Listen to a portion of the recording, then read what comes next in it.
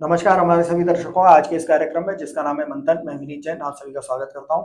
आज हमारे साथ इस कार्यक्रम में चर्चा के लिए हैं रविंद्र पारिक जी, जो कि एक सीनियर चार्टर्ड अकाउंटेंट है। नमस्कार साहब। नमस्ते। रविंद्र जी, आज हम जो चर्चा करने जा रहे हैं वो एक जो करंट टॉपिक अभी चला हुआ है, सेबी चेयरपर्सन माधवीपुरी बुच, जिनके ऊपर की कई संगीन आरोप कांग्रेस भी लगा रही है, जी टीवी के सुभाष चंद्रा जी भी लगा रहे हैं। तो उनमें क्या आरोप है और क्या सच्चाई है उनमें, आप बताएं। सर, मैं इसको आपको सिस्टमेटिक तरीके से पूरी चीज बताना चाहता हूं कि ये चीज ये है। ये एक तरह से आप देखा जाए तो एक तरह से आपने शतरंज खेली है कभी सर? बिल्कुल खेली है। शतरंज में बादशाह होता है, वजीर होता है, हाथी होता है, घोड़ा होता है, अन्य कई प्यादे भी होते हैं, किला होते हैं। तो शतरंज के विषय में बस नाम तो उनका बादशाह है, वजीर, लेकिन वो खुद कुछ नहीं करते। जो खेलने वाला होता है वो उनको चलाता है। ठीक इसी प्रकार मैं आपको माधवीपुरी बुच के बारे में बताना चाहता हूं। माधवीपुरी बुच 5 अप्रैल 2017 को से 4 अक्टूबर 2013 को सेबी की पूर्णकालीन फुल टाइम मेंबर थी और फिर 2 मार्च 22 को माधवीपुर सेबी की चेयरपर्सन बन गई। ठीक है। सेबी चेयरपर्सन नियुक्ति के लिए कैबिनेट मंत्री प्लस पीएम, जिसमें मोदी जी और अमित शाह दोनों मेंबर होते हैं सर। और सेबी चेयर और माधवीपुरी बुच के पूर्णकालीन सदस्य होते हुए, जहां आदमी पूर्णकालीन सदस्यता फुल टाइम एम्प्लॉयमेंट होता है, फुल टाइम मेंबर बनता है, वो दूसरी जगह से सैलरी नहीं लेता है। तो इन्होंने माधवी होते हुए भी 16.80 करोड़ रुपए आईसीआईसी बैंक से, मतलब उस वक्त जब वो पूर्णकालिक सदस्य थी, हाँ, तब भी वो आईसीआईसीआई बैंक से पैसा ले रही थी, अपनी सैलरी ले रही थी। आप ये 16 करोड़ 80 लाख रुपए 16 करोड़ 80 लाख रुपए हाँ, आईसीआईसीआई बैंक से लिया। हाँ, और इसके अलावा आईसीआईसी प्रूडेंशियल से भी लिया, ईएसओ से भी लिया, और ईएसओ से टीडीएस के रूप में भी वहां से पैसा लिया उन्होंने। तो पूर्णकालीन सदस्य होते हुए भी इन्होंने पूरे पैसे जो गलत है, जो गलत है।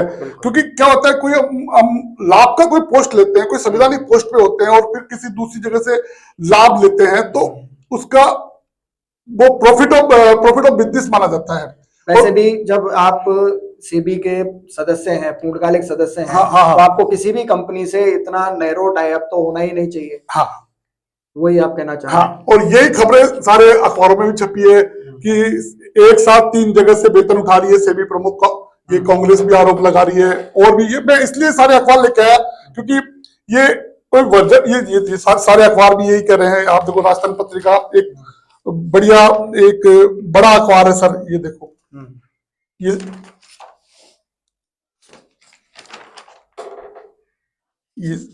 ये देखो, शिकायतों का निस्तारण के लिए ये नहीं, बिल्कुल मान रहे हैं कि सारे अखबारों में आज ये छाया हुआ है। हाँ, अभी करंट टॉपिक है ये, हाँ, उसके लिए प्रमाण की आवश्यकता नहीं है। हाँ, वो आप बता रहे हैं वो बिल्कुल सही है। हाँ, हम तो इस चीज पर चर्चा करना चाह रहे हैं आज के इस मंथन कार्यक्रम में कि माधवी जी ने जो किया, सेबी चेयरपर्सन माधवी बुच के खिलाफ हितों के टकराव में नए चौंकाने वाले तथ्य सामने आए। हाँ, ये एक राजदूत अखबार है सर, उसने ये पूरा अपने फ्रंट पेज पे खबर छापी है सर। बिल्कुल।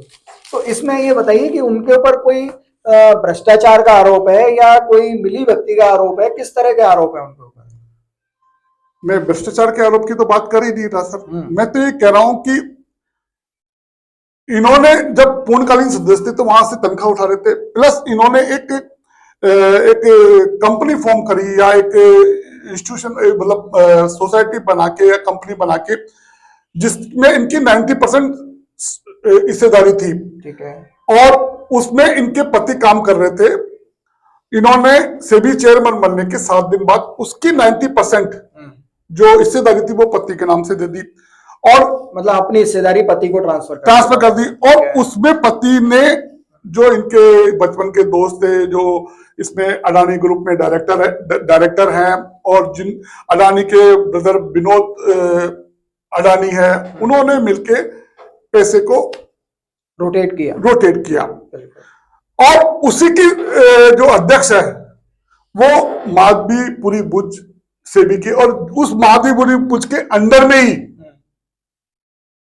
अडानी की कई जांचें पेंडिंग पड़ी हुई है। तो एक सिंपल सा सवाल, एक सिंपल सा लॉजिक है कि जिसका पैसा जहां रोटेट हो रहा है, लग रहा है, और उसी में वो जो जिसके पास जांच है उसी का पैसा लगा हुआ है, तो वो जांच निष्पक्ष कैसे हो सकती है? निष्पक्ष नहीं हो सकती। हाँ, बिल्कुल आप तो हमारा सिंपल सा एक छोटा सा सिंपल सा आरोप ये है कि माधवीपुरी बुच सही है, इस्तीफा दे, जांच कराए, दूध का दूध पानी का पानी हो जाएगा। अगर जांच में सही आता है तो कोई दिक्कत है ही नहीं, और नहीं आता है नहीं। आपकी ये बात ठीक है कि भाई इस तरह से जो उन्होंने संवैधानिक पोस्ट पर रहते हुए अपने पति की कंपनी को सपोर्ट किया या निष्पक्ष जांच की जो कह सकते हैं, परंतु इसमें कहीं ऐसा कुछ भी है कि भी उन्होंने कुछ अनफेवरेबल चीज की है। अनफेवरेबल चीज का मतलब क्या है? इससे बड़ा अनफेवरेबल क्या होगा? आप संवैधानिक पोस्ट के ऊपर बैठे हुए हो, आप निष्पक्ष होके बैठे हो, और आपकी निष्पक्षता कहाँ हुई? अभी आप देखो कि आपका तो इंटरेस्ट नहीं तो गए ना।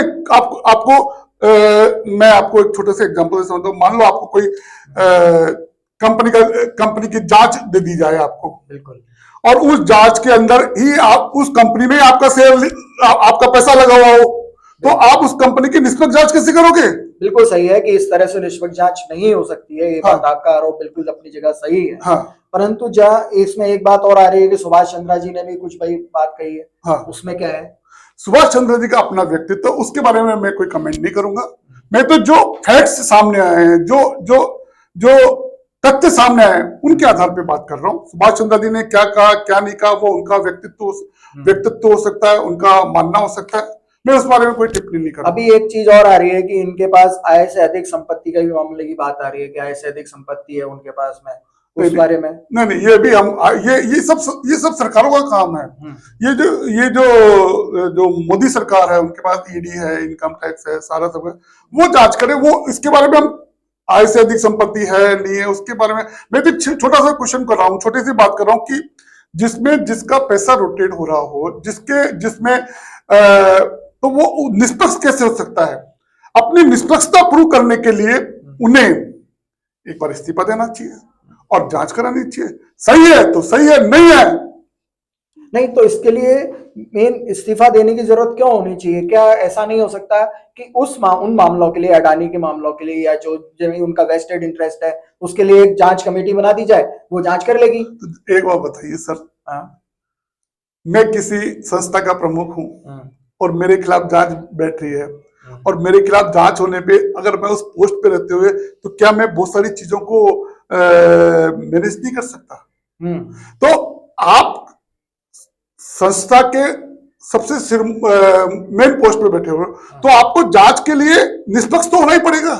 नहीं, बिल्कुल सही है आपकी बात, परंतु इनका ये जो निष्पक्षता है वो एक ही पॉइंट पे एंगल में डाउटफुल है जैसे अडानी, या बाकी कई पॉइंट्सों पे और डाउटफुल हो? ये तो जांच के बाद पता लगेगा सर। अपन उनके फंड से पैसा रोटेट हो रहा है, पैसा लग रहा है, उस जगह बैठकर, जिस जगह बैठ के वो निर्णायक हैं, सेबी को निर्णायक करते। और आप देखो, आज से पहले, इनसे पहले सेबी में हमेशा आईएएस अधिकारी लगे हैं। अच्छा, मैं डीआर मेहता, हमारे राजस्थान से लगे थे डीआर मेहता जी का, मैं उनका नाम कोट करना चाहता हूँ।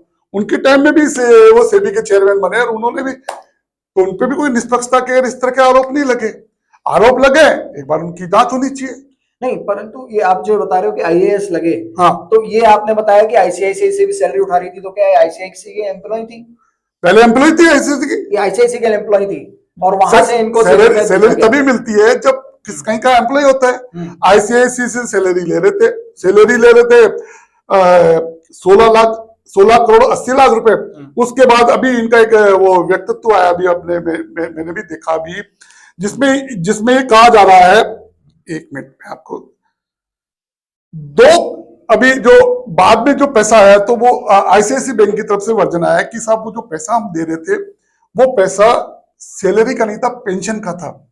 अब अच्छा। हाँ, अब मुझे बताइए कि 2000 जो पहले 16 करोड़ 80 लाख रुपए सैलरी के रूप में दे रहे हो, ऐसे क्या आपके मतलब क्या इंटरेस्ट हो गया, क्या हो गया कि आपको पेंशन मिल रही है 16 करोड़ 80 लाख रुपया? नहीं, पेंशन नहीं मिल रही, ये तो सैलरी है आपकी, सैलरी है, और पेंशन मिल रही है 2 करोड़ 77 लाख रुपए। वो अलग मिल रही है, वो अलग मिल रही है। वो 16 करोड़ 80 लाख के साथ ही मिल रही है या उसके अलावा उसके बाद मिल रही है? बाद में बंद हो गई, अभी इनका वर्जन आया है आईसीआईसी बैंक का। मैं जानता सही है, परंतु आपकी बातों से जो लग रहा है तो इसमें तो आईसीआईसीआई बैंक से रिलेटेड मामलों की भी जांच होनी चाहिए, क्योंकि वो आईसीआईसीआई की एम्प्लॉय थी और वो सेबी चेयरमैन बन गई, तो उसके बाद हो सकता है कि आईसीआईसीआई से रिलेटेड मामलों में कुछ निष्पक्षता ना रही हो। नहीं, क्या होता है कि मैं किसी का, अगर कोई आदमी किसी का फुल टाइम मेंबर बनता है तो वो दूसरी जगह क्या कर रहा है तो उसका डिक्लेरेशन देना पड़ता है, उसको बताना पड़ता है उसको, ये कि मैं एक आदमी दो जगह से हाँ नहीं ले सकता। वो सही है कि सरकार में भी ये चीज होता है। हाँ। कि एक आदमी एक लाभ के पद पे नहीं, आप पार्ट टाइम हो तो 10 जगह से लो ना। हाँ, मगर ये फुल टाइम थी ना। फुल टाइम होने के बाद ये है। तो मगर इसमें पहले भी कभी ऐसा इंसिडेंट रहे हैं, जैसे आपने बताया कि आईएएस कोई अपॉइंटेड किया जाता था, पहले आईएएस अपॉइंट होते थे सारे, जिससे मैं इनसे पहले कोई ऐसा इंसिडेंट है कि किसी कंपनी के एम्प्लॉय को और इस तरह से चेयरमैन या सेबी का सदस्य बना दिया गया? तो इसमें तो एक तरह से सरकार की भी इंटीग्रिटी या मंशा जो है वो थोड़ी सी डाउटफुल होती है। एक टर्मिनोलॉजी थी, ये शब्द है ऑफिस ऑफ प्रॉफिट। मैं किसी संवैधानिक पोस्ट पे हूं और मान लो मैं कहीं से दूसरा उस जगह से मैं पैसे ले रहा हूं और मैं दूसरी जगह से अगर कोई लाभ लेता हूं तो वो प्रॉफिट ऑफ ऑफिस के नाम से लाभ का पद होता है, तो मुझे उस लाभ के पद पे आदमी नहीं हो सकता। नहीं, वो आपकी बात मैं जैसे किसी सरकार में इनको मंत्री का दर्जा है, मंत्री मिल रहा है, तो मंत्री जी कहीं दूसरी जगह जॉब तनख्वाह नहीं ले सकते। बिल्कुल आपकी बात समझ गया मैं आपको जो सवाल करना चाह रहा हूँ वो ये कि जिस तरह से इनका अपॉइंटमेंट हुआ, क्या वो भी संदेहास्पद नहीं है? ये मैंने इस बारे में आपको कमेंट नहीं करना चाहिए। इस बारे में मैं देखो ना तो कोई टिप्पणी करूंगा ना मैं कोई टिप्पणी, मैं तो जो फैक्ट्स आए सामने उन फैक्ट्स के आधार पे आपसे बात नहीं, क्योंकि जो कांग्रेस का आरोप है, कांग्रेस का आरोप अडानी जी को लेकर है। हाँ। और अडानी जी का आपने बताया कि उनसे कनेक्शन है। कांग्रेस का यहाँ पे आप पार्टी पॉलिटिक्स मत कीजिए। हाँ। कांग्रेस का आरोप क्या है? कांग्रेस का आरोप नहीं, कांग्रेस फैक्ट्स पे बात कर रही है कि साहब ये जो आदमी आईसीआईसी बैंक में सर्विस करते थे, इनके पति जो वो थे वो उस कंपनी में फंड्स को रोटेट कर रहे थे, वो विनोद अडानी के साथ मिलके, और वो जो उनके मित्र हैं जो उसमें अडानी ग्रुप में डायरेक्टर हैं, उनके साथ मिलके फंड्स को रोटेट कर रहे थे। उनके एक जो तो ये कांग्रेस और बीजेपी का ये तो फैक्ट्स है, इन फैक्ट्स के आधार के ऊपर मैं वही कह रहा हूं आपको कि मैं कांग्रेस के आरोप की बात नहीं कर रहा, मैं फैक्ट्स के आधार पर जो कांग्रेस कह रही है। हाँ। कि अडानी ग्रुप को लेकर तो कहीं ऐसा तो नहीं कि सरकार की मंशा अडानी ग्रुप के मामलों को सप्रेस करने की हो, इसीलिए इनको चेयरमैन नियुक्त किया गया? सर ये मैं नहीं कह सकता, क्योंकि ना तो मैं तो एक भाई अपेरेंटली क्या लग रहा है सर, क्योंकि ये सब तो डिसीजन के बाद की बात है ना सर। अपन पहले उसके ऊपर प्रीफिक्स डिसीजन ले लेकिन ऐसा हो रहा है, ऐसा नहीं, क्या हो रहा है क्या नहीं हो रहा, तो बात की बात है। तो सबसे पहले मेरा ये मानना चाहिए कि माधवीपुरी बुच को इस्तीफा देना चाहिए और जांच करानी चाहिए। दूध का दूध पानी का पानी हो जाएगा। मेरे कहने या आपके कहने या और के कहने से कोई नहीं, जांच तो बिल्कुल होनी ही चाहिए। हाँ। किसी भी आदमी पे, किसी भी व्यक्ति पे अगर आरोप लगते हैं तो उसकी जांच जरूर होनी चाहिए। बिल्कुल। चलिए, बहुत बहुत धन्यवाद आपका। धन्यवाद सर। आज के इस कार्यक्रम में मंथन का यही सार निकला कि सेबी चेयरपर्सन पर जो आरोप लगे हैं उन्हें उनके बारे में जांच करने के लिए स्वतंत्रता देनी चाहिए, उन्हें इस्तीफा देना चाहिए। इस्तीफा देने के बाद एक कमेटी जो जांच करेगी तो आरोपों का दूध और पानी का पानी हो जाना चाहिए। ये जनता के हित में भी है। मैं विनीत जैन, न्यूज़ फ्लैश।